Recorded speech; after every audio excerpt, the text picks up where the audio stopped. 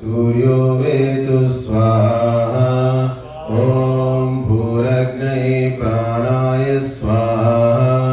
इदमग्नये प्राणाय इदं नमः ॐ भुवर्वायवे अपानाय स्वाहा इदं वायवे अपानाय इदं नमः ॐ स्वरादित्याय व्यानाय स्वाहा इदमादित्याय व्यानाय इदं नमः ॐ भूर्भुवस्वरग्निवायुवादित्येभ्यः प्राणापानव्यानेभ्यः स्वाहा इदमग्निवायुवादित्येभ्यः प्राणापानव्यानेभ्यः इदं नमः ॐ आपो ज्योतिरस्वामृतं ब्रह्म भूर्भुवस्वरो स्वाहा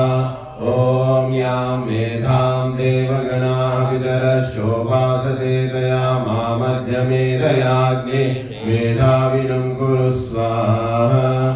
ॐ विश्वानि देव सवितर्दुरितानि परासुव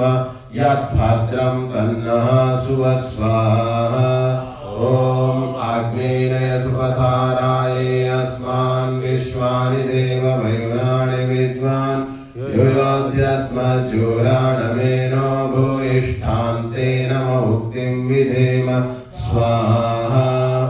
ॐ स्तुतामया वरदा वेदमाता प्रचोदयन्तां पावमानि द्विजानाम् आयो प्राणं प्रजां पशुं कीर्तिं द्रविणं ब्रह्मवर्चसं मह्यं दत्त्वा व्रजत ब्रह्मलोकं स्वाहा इदं